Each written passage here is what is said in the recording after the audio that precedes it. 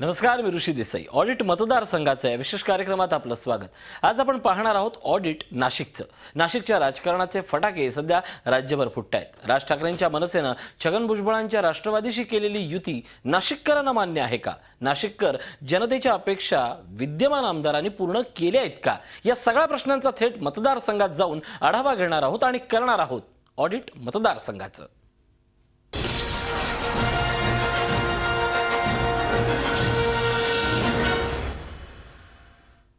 नाशिक जिल्ह्यात विधानसभेचे एकूण 15 मतदारसंघ आहेत. लोकसभेच्या निवडणुकीत नाशिककर जनतेनं मनसे आणि राष्ट्रवादीला दे धक्का देत भाजपला साथ दिली. त्यामुळे आगामी विधानसभा निवडणुकीसाठी इतर विद्यमान आमदारांपुढे आव्हान निर्माण झालंय.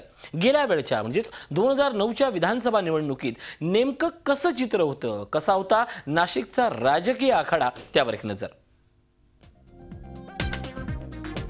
नाशिकचा राजकीय आखाडा एकूण जर चित्र पाहिलं तर शिवसेनेकडे 4 आमदारांच्या जागा, मनसेकडे 3 विधानसभा मतदारसंघ, राष्ट्रवादीकडे 3 आणि काँग्रेसकडे 2, अपक्ष 1, जनसुराज्य 1 आणि भाजप 1 जागेवर आमदारकी भूषवली होती.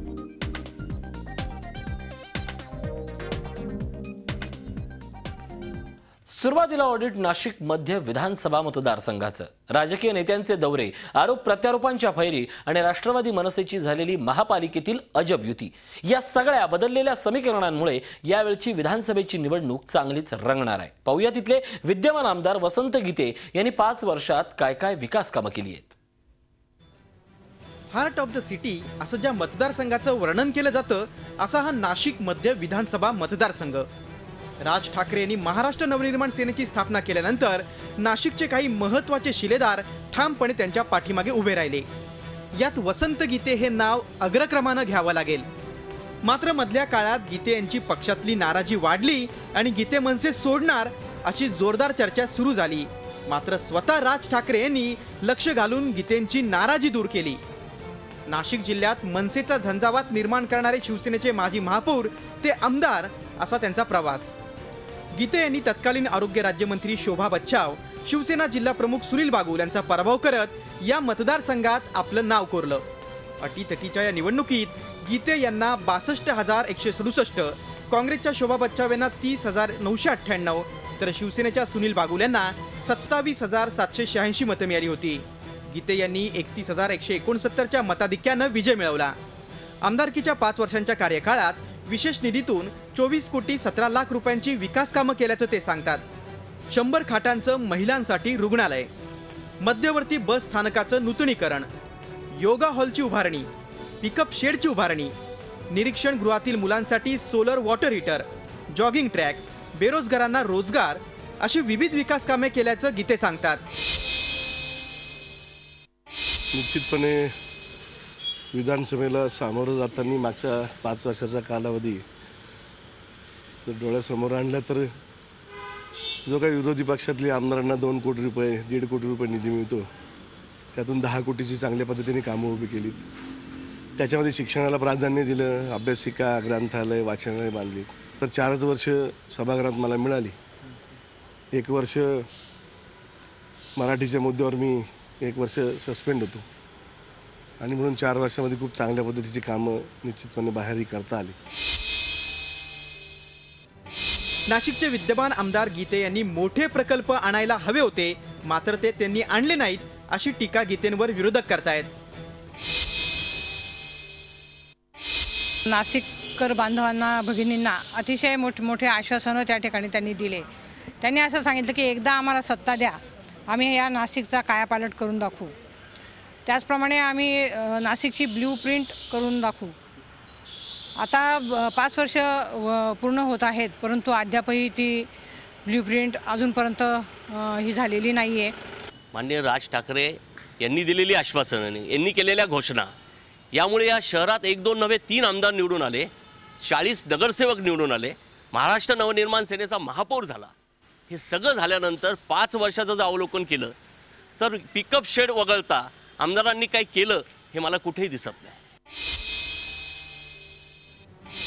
नाशिकचा राजकीय आखाडा गेल्या काही दिवसात राज्यभर गाजतोय.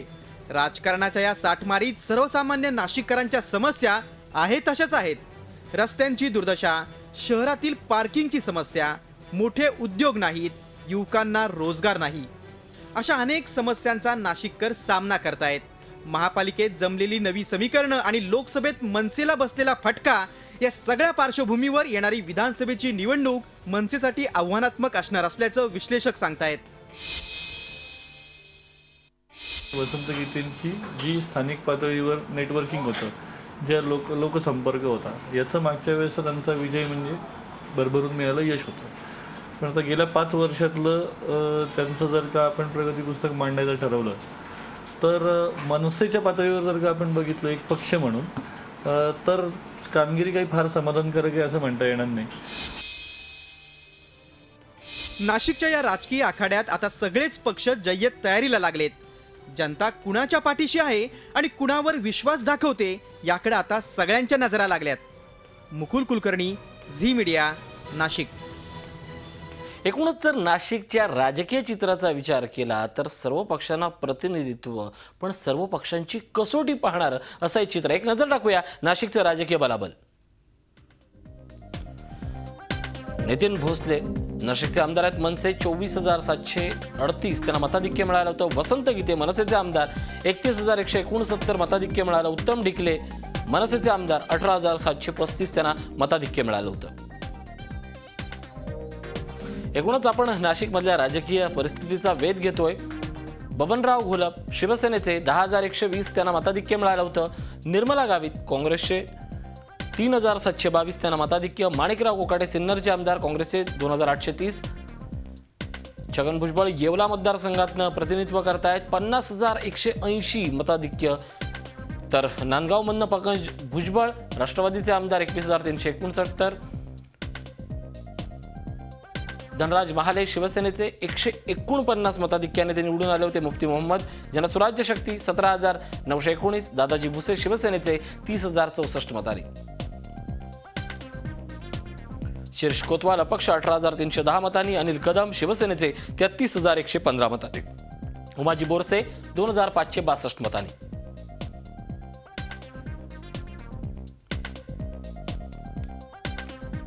नाशिक जिल्ह्यातील पूर्वेला दर्जेदार अशा पैठणीसाठी प्रसिद्ध असलेला येवला तालुका, राजकीय आणि विकसनशील दृष्ट्या मागासलेला हा तालुका प्रकाशझोतात आला तो 2004 मध्ये भुजबळांच्या उमेदवारीमुळे. महाराष्ट्रातल्या हेवीवेट मतदारसंघांपैकी एक असलेल्या येवला मतदारसंघाचं ऑडिट. येवला म्हटलं की नजरेसमोर येते ती पैठणी. पैठणीची श्रीमंती अवघ्या जगाला दाखवणारा हा विधानसभा मतदारसंघ. मात्र सततच्या दुष्काळी परिस्थितीमुळे इथला सर्वसामान्य माणूस भरडला जातोय. या मतदारसंघाची राजकीय दृष्ट्या ओळख आहे ती छगन भुजबळांचा मतदारसंघ म्हणून. मुंबईत राहून राजकारण खेळणाऱ्या छगन भुजबळांचा 2004 मध्ये सुरक्षित मतदारसंघाचा शोध याच येवला तालुक्यात येऊन थांबला आणि तेव्हापासून आतापर्यंत सलग 10 वर्ष भुजबळ येवल्याचं प्रतिनिधित्व करतायत. 2009च्या निवडणुकीत राष्ट्रवादी काँग्रेसच्या छगन भुजबळ यांना 1,06,416 एवढी मतं मिळाली होती. तर त्यांचे प्रतिस्पर्धी शिवसेनेच्या माणिकराव शिंदे यांना 56,236 मतं मिळाली. भुजबळांनी 50,180 मताधिक्यानं विजयश्री मिळवली होती.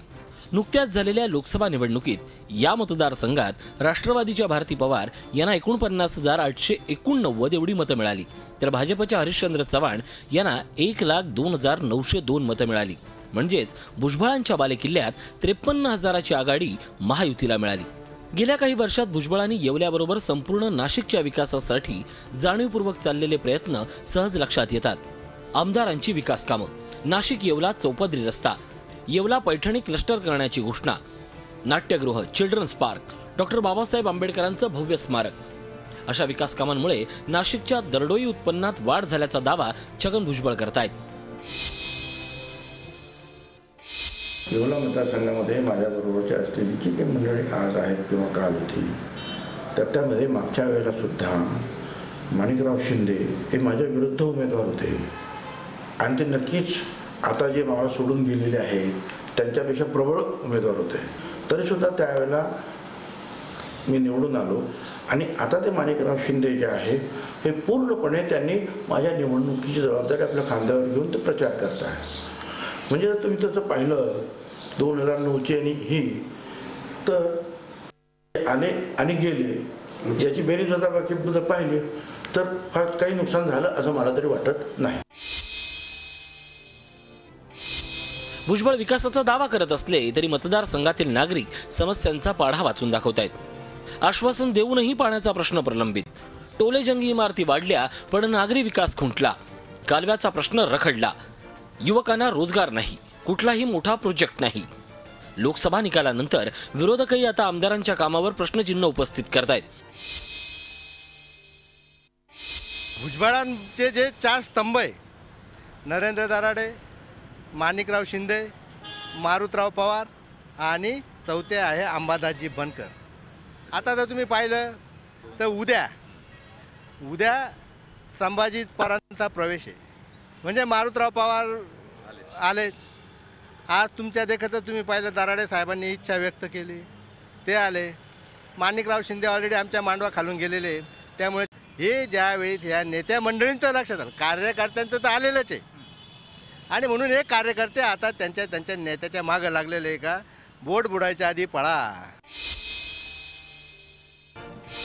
लोकसभा निवडणुकीत भुजबळांना आणि भुजबळांच्या पक्षाला मतदारांनी साफ नाकारलंय. त्यामुळे भुजबळांसाठी ही धोक्याची घंटा ठरू शकते. विकासाचा अजेंडा जे काही घेऊन भुजबळ नाशिकमध्ये आले, तो अजेंडा त्यांनी पुरेपूर राबवला. त्या बाबतीत त्यांचं जर मार्किंग केलं तर भुजबळांना नक्कीच मार्क द्यायला लागतील. पण त्याच्यानंतर गेल्या 5 वर्षातलं जर का आपण बघितलं तर एक कुठेतरी 10 वर्षाच्या ह्याच्यातलं विरोधाचं राजकारण असेल, स्थानिक पातळीवरचे काही परस्पर संबंध असतील, तर हे सगळं बघता जेवढी मागच्या वेळेसची सोपी गेली तेवढी ही निवडणूक भुजबळांना निश्चितपणे सोपी जाणार नाही. किंबहुना या निवडणुकीत त्यांना संघर्ष करायला लागेल असं आजचं चित्र आहे. गेल्या काही दिवसात अनेक भुजबळ समर्थकांनी महायुतीकडे आपली पावलं वळवली आहेत. त्यामुळे आघाडी विरुद्धचं जनमत आणि त्यात विरोधकांचा वाढलेला उत्साह या दोन्ही पातळ्यांवर लढताना भुजबळांना आपला बालेकिल्ला सांभाळताना विशेष प्रयत्न करावे लागतील यात शंका नाही. योगेश खरे, झी मीडिया, येवला, नाशिक.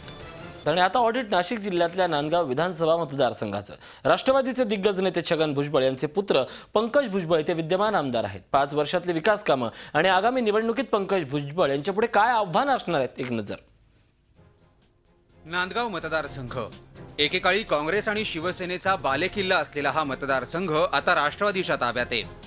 2009च्या विधानसभा निवडणुकीत राज्याचे बांधकाम मंत्री छगन भुजबळ यांनी आपलं वजन वापरून आघाडीच्या जागा वाटपात काँग्रेसच्या कोट्यात असलेली नांदगावची जागा राष्ट्रवादीला घेतली आणि पंकज भुजबळांना निवडणुकीच्या मैदानात उतरवलं.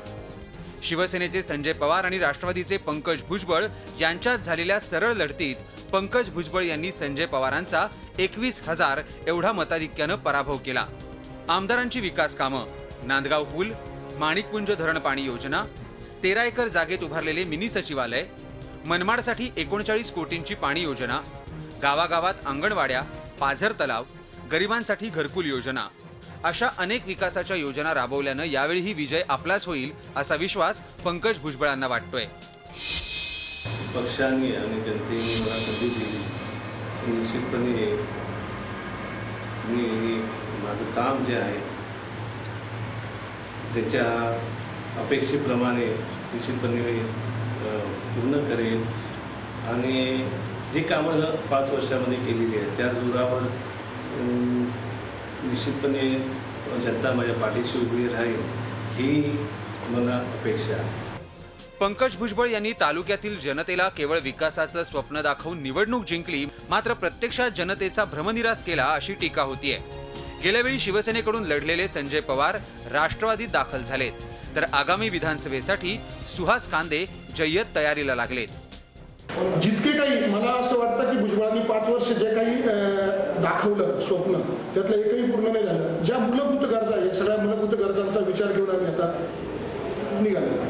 अपयशाचे कारण भुजबळांनी त्यांच्या मुलासाठी जे काही लोकांना वेगवेगळे स्वप्न दाखवले, विकासाचे स्वप्न दाखवले, वेगवेगळ्या तरुणांना वेगळं स्वप्न दाखवले, शेतकऱ्यांना वेगळं स्वप्न दाखवले, मनमाडवाल्यांना पाण्याचे स्वप्न दाखवले, जे वेगवेगळे स्वप्न दाखवले त्या स्वप्नांवर विश्वास ठेवून लोकांनी त्यांना एकदा संधी दिली. म्हणून असं मला वाटतं की लोकांनी संधी दिली त्यांना.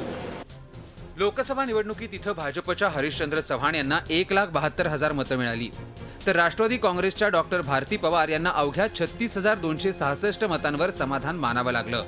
त्यामुळे आगामी निवडणूक राष्ट्रवादीला सोपी नसणार हे स्पष्ट आहे. पंकज भुजबळांनी या भागातील जनतेशी कुठलाही संपर्क ठेवलेला नाही, जनसंपर्क ठेवलेला नाहीये. त्यांचं येणं जाणं म्हणजे वाऱ्यावरची वरात होती. इकडे यायचं तिकडे जायचं, पब्लिकशी कुठलाही कॉन्टॅक्ट नाही.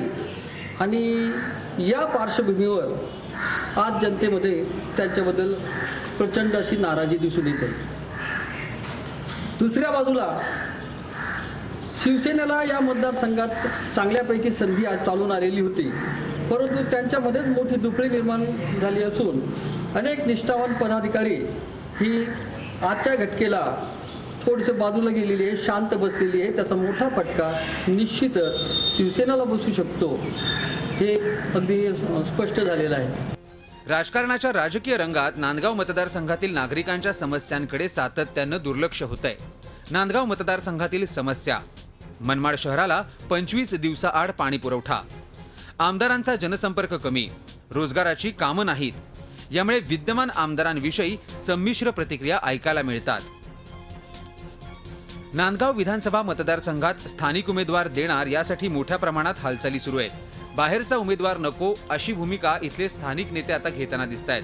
त्यामुळे पंकज भुजबळ पुन्हा निवडणुकीच्या आखाड्यात उतरले तर त्यांना स्थानिक नेते कितपत मदत करतील याबाबत सध्या तरी शंकाच व्यक्त केली जातीये.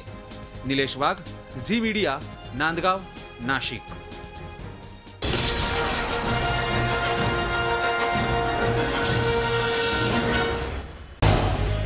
झी 24 तास रहा एक पाऊल पुढे.